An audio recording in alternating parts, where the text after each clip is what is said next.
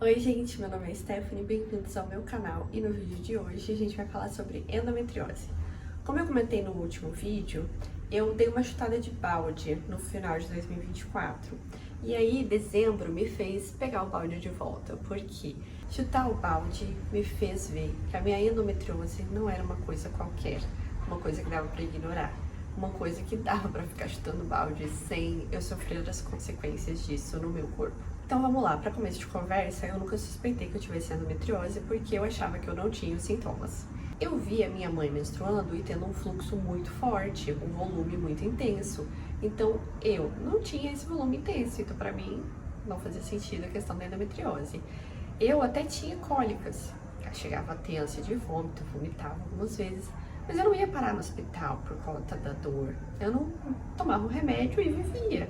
E eu via pessoas que tinham endometriose, que elas iam parar no hospital, que o remédio já não adiantava mais. Então, pra mim, endometriose era só aquilo.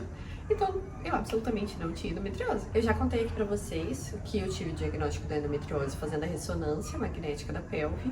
E esse resultado, esse diagnóstico só veio por conta da investigação de infertilidade, das 2 perdas gestacionais. Na época, pegar esse diagnóstico não significou muita coisa, porque o médico que estava me acompanhando deu uma leve ignorada nessa questão, porque era uma endometriose ali no ligamento uterosacro e as palavras que ele disse em consulta foram: a endometriose não é obstrutiva, então ela não vai te impedir de engravidar, então tá tudo certo. Mas não tava. A endometriose não deve ser ignorada, principalmente porque, por exemplo, no meu caso, ela já era profunda. O que significa isso? Ela não era superficial ali, ela já infiltrou no tecido, ela já aprofundou, então ela era profunda. Então, o fato de ter uma localização só, de não ser obstrutiva, não é uma coisa que se pode ignorar. Mas vamos lá, o que é a endometriose? Eu vou trazer aqui para vocês a definição do Google e algumas explicações de um médico que eu considero excelente nessa área, que é o Dr. Igor Chiminasio. Eles diziam assim: tecido endometrial fora do lugar, ou seja, do útero, que reage aos estímulos hormonais do ciclo comum, as oscilações, né?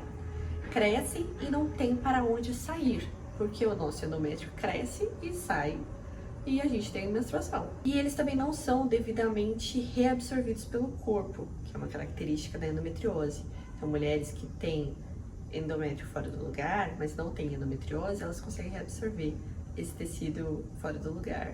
E a gente não, porque a gente tem alterações, muitas alterações, que levam a esse tipo de coisa.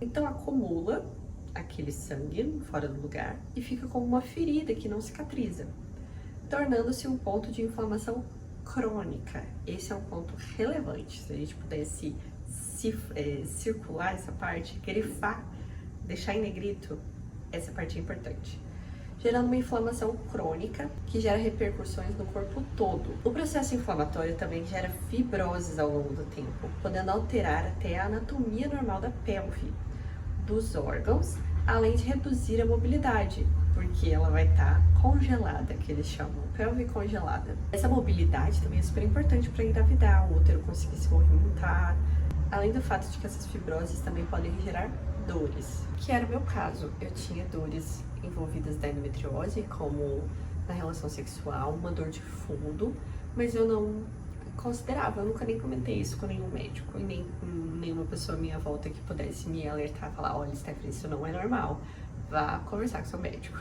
E quais são os sintomas da endometriose? Bom, tem mais de 60 já catalogados, porque é uma doença muito extensa em repercussões do corpo e também varia os sintomas de acordo com a localização da endometriose naquele indivíduo. Mas para listar alguns aqui para vocês, a gente tem sangue nas fezes, sangue na urina, porque se a endometriose estiver no intestino ou na bexiga, a gente tem cólica menstrual e fora do período menstrual também tendo cólicas, dor na relação, que pode ser essa dor de fundo que eu comentei, mas também uma dor de entrada, apesar de que a dor de entrada pode estar associada também a vaginismo, não necessariamente a endometriose. A gente tem também dor no ombro esquerdo, perna esquerda. A endometriose tem uma associação assim com o lado esquerdo. A gente também tem sangramento de escape na endometriose, um pouco antes da menstruação, vir mesmo aquela borrinha de café, ou no meio do ciclo completamente aleatório. E infertilidade e perda de repetição também são sintomas associados à endometriose. Aí, ok, você se identificou com um ou mais sintomas que eu listei aqui. Como que a gente diagnostica realmente a endometriose? Bom, boa parte é essa conversa que você vai ter com o médico, que se chama anamnese, que ele vai fazer várias perguntas para identificar se você pontua vários sintomas. E a gente faz um exame para ver em que localização você tem essa endometriose e qual é a extensão dela pelo seu corpo. Então, você vai fazer uma ressonância magnética da pelve ou um ultrassom, que ambos os exames precisam de preparo intestinal e um médico qualificado para fazer esse exame e laudar. Porque se você não fizer um preparo adequado, que é tipo de colonoscopia, que você fica sem fazer, sem se alimentar com questões sólidas, aí depois tem que usar algumas medicações para ficar tudo limpo ali na parte intestinal, para que a gente consiga ver bem o que é só o tecido que tem ali, né, não ter nada no meio do caminho. A gente também precisa de um médico experiente em endometriose para olhar aquela imagem e falar, ah, essa mancha aqui é endometriose, não qualquer outra coisa. Então a gente precisa de todo esse cenário para a gente ter um exame bem feito. Mas se o seu exame não der endometriose, mas você tem vários desses sintomas e eles afetam a tua vida, provavelmente você tem, você só não conseguiu encontrar ainda, mas ela tá lá. Então, se você tiver um médico que é específico de endometriose, ele provavelmente já vai te tratar para isso. Até porque o tratamento, em muitos casos, é estilo de vida, é você fazer mudanças de hábitos para se tornar mais saudáveis, porque a endometriose é uma doença que também tem relação com desequilíbrios hormonais. Então, se você equilibrar tudo, a endometriose fica mais tranquila. Por isso que o meu chute de balde afeta a minha endometriose. A endometriose também tem associação com doenças autoimunes. Então, doenças autoimunes da tireoide, como a doença de Hashimoto, doenças reumatológicas, doenças autoimunes, de pele e tudo mais, tem relação com a endometriose. Então, você pode, ao descobrir a endometriose, descobrir outras coisas. Ou se você já tem alguma dessas doenças autoimunes, levanta um alerta para uma endometriose, talvez. Provavelmente foi a minha endometriose, com os desequilíbrios que eu estava, porque eu ainda não estava muito bem tratada, que levou meu FAM positivo, que é um marcador reumatológico e de questões autoimunes. Então, provavelmente foi isso. Tanto é que hoje eu consegui zerar meu FAM. Meu FAM veio não reagente. Eu nem sabia que isso era possível. Além dessas questões autoimunes que eu comentei, a endometriose também tem relação com distúrbios da glicemia e insulina, então uma leve resistência à insulina está associada à endometriose. Por consequência, muitas vezes pode ter associação com a SOP também, a síndrome dos ovários policísticos. Por conta da inflamação crônica, também associada a doenças intestinais. E se o intestino não está funcionando bem, a gente pode ter deficiência de vitaminas, porque o intestino não está funcionando bem, não vai estar absorvendo os nutrientes da sua alimentação, da sua suplementação, e aí você pode ter deficiências de vitaminas que pioram o quadro de inflamação crônica e tudo vira uma bola de neve, porque parece que o ciclo fica se retroalimentando se a gente não tá atento. Ok, Stephanie, depois de ser a mensageira do apocalipse com essa notícia toda de coisas ruins associadas à endometriose, o que eu faço? Como que eu trato? Como eu falei, é muito sobre estilo de vida, então parece complicado, mas é simples. É complicado de fazer na prática? Sim, porque você tem que fazer muitas coisas direitinho, mas é só você fazer o básico bem feito que as coisas vão melhorando. Então, por tudo que eu já falei, você precisa ter atividade física como uma regra na sua vida, porque ela vai ajudar a equilibrar sua glicemia, sua insulina, sua resistência à insulina. Você precisa verificar como é que estão as suas vitaminas e nutrientes para ver se tem alguma deficiência e, se tiver, utilizar suplementação para manter os níveis adequados. Inclusive, se o seu médico for especialista em endometriose, ele pode inclusive ter uma abordagem um pouco mais conservadora nesse sentido de manter as suas vitaminas um pouquinho maior do que o necessário, porque você tem uma doença que te suga muito por conta dessa inflamação crônica.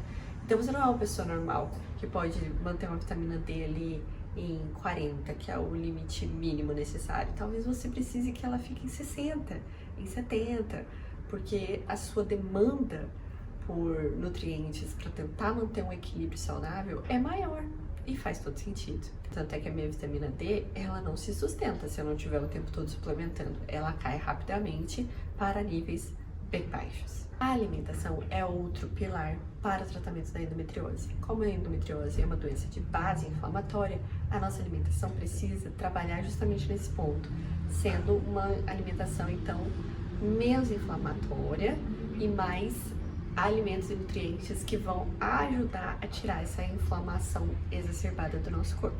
Nesse caso, é interessante que você procure também uma nutricionista especializada em endometriose, porque o nutricionista que trabalha com emagrecimento, ele tá pensando em outras coisas, ele tá pensando em caloria, em déficit calórico, e o seu foco na endometriose não é esse. Você pode inclusive até emagrecer se você estiver acima do peso, porque você vai estar melhorando outros marcadores, como a resistência à insulina, mas o seu foco para tratar a endometriose é a questão da inflamação. Então você precisa de uma dieta que vai ter ali nutrientes, vai ter vitaminas, vai ter muita coisa pensando nisso. Então geralmente se pensa mais numa dieta mediterrânea, com azeite de oliva, com muitas cores, com nozes e oleaginosas e outras coisas nesse sentido. E aí para calcular e medir tudo isso, nutricionista. De forma geral, reduzir a carne vermelha, o glúten e os laticínios podem te fazer bem. Mas é bom avaliar com uma nutricionista porque às vezes você está num estado tão inflamado, seu intestino está tão machucado por conta da alimentação que você fez toda a sua vida, que retirar isso simplesmente não vai resolver. E aí você vai ter retirado e não vai estar vendo resultado, vai ficar mais desesperado ainda, porque já tirou os alimentos que teoricamente são ruins e ficou saudável, não ficou melhor dos seus sintomas. Mas é preciso fazer uma dieta de recuperação intestinal muitas vezes, para depois seguir uma dieta de retirada de alimentos, de teste, para ver o que funciona para você, o que não funciona, porque cada pessoa vai ter ali a sua tolerância a certos alimentos. Então não é uma regra que deva passar para todo mundo, mas em geral esses alimentos precisam ser reduzidos. Se você tem dor na relação, outras dores que têm relação com a endometriose, a fisioterapia pélvica pode te ajudar também a tratar esses sintomas. Porque na fisioterapia pélvica você vai justamente destravar aquelas fibroses, você vai mexer naqueles pontos de dor, naqueles nódulos, até eles dissolverem, eles saírem. Então a fisioterapia pélvica pode te ajudar nesse sentido também. Então, voltando ao meu diagnóstico de endometriose, o fato do médico ter ignorado porque ela não era obstrutiva, depois me pesou, tanto é que eu não voltei mais nesse médico, porque a minha endometriose não podia ser ignorada nesse tanto. Tanto é que eu chutei o balde e a endometriose veio com força, mostrando que ela manda um pouco, porque eu chutei o balde na alimentação e na atividade física nem tanto, mas principalmente na alimentação, comendo glúten quase todos os dias, laticínio quase todos os dias, e carne vermelha também, numa quantidade maior que o que eu estava consumindo, porque eu tinha, assim, uma dieta de nutricionista especializada, mas que eu passei a ignorar nesse final de ano por conta de toda a frustração que eu tive. E em dezembro, no ciclo de dezembro, a minha menstruação veio com uma cólica absurda. Eu simplesmente acordei naquele dia de manhã já menstruada, que é um padrão meu, a menstruação vir de madrugada, mas eu acordei 6 horas da manhã com o despertador, pensando, meu Deus, tô com cólica. Marido, esquenta uma bolsa térmica pra mim. Ele foi esquentar, eu fui no banheiro tentar melhorar, porque às vezes a posição sentada assim no vaso já ajuda. Aí ele chegou com a bolsa térmica, eu falei, isso aqui não tá normal, não tá legal. E aí eu falei, pega um remédio pra mim, coloquei a bolsa térmica, ela também não tava segurando, não tava adiantando. Eu comecei a passar mal de pressão baixa, de ficar com a visão, cair a visão, né, ficar com a visão preta, e ânsia de vômito, cheguei a vomitar 4 vezes, e só tinha água, porque eu tinha sido a noite toda, né, dormindo, e eu não tinha nada pra vomitar. E voltei pra cama, botei um ventilador na cara pra tentar recuperar ali da pressão, com dor, tomei o remédio, e aquela sensação foi tão esquisita, foi um acúmulo tão intenso, foi tudo tão rápido e tão forte, que eu virei pro meu marido e falei, amor, vamos no hospital, porque eu tô com medo do remédio não fazer efeito, isso aqui continuar piorando, porque eu não sei quanto tempo que eu aguento, isso aqui tá muito forte, tá muito estranho, tá muito diferente. E aí a gente correu pro hospital. Em meia hora de acordar, a gente já tava saindo pra ir pro médico. Fui com a roupa que eu tava, toda esquisita, porque eu não tava conseguindo pensar. E a dor foi tão forte, tão estranha, tão atípica do que eu tava acostumada, que eu fiquei com medo de não conseguir ir andando até o carro. Eu achei que ia ter que pedir a cadeira de rodas que tem aqui no condomínio para descer até o carro. Mas eu consegui ir andando, o remédio começou a fazer efeito no carro. Eu fui o caminho todo assim, me segurando para a estrada não ter nenhum impacto, não me gerar aquele desconforto a mais. E o remédio foi fazendo efeito, eu fui ficando quietinha ali e ele foi fazendo efeito. No hospital, a médica demorou para atender a gente, então quando eu cheguei lá, a minha frequência cardíaca e a pressão já tinha regularizado, já tinha ficado normal. E ela ia me liberar para ir para casa, mas eu fiquei tão assustada com aquela dor que foi tão intensa que eu nunca tinha sentido antes na minha vida.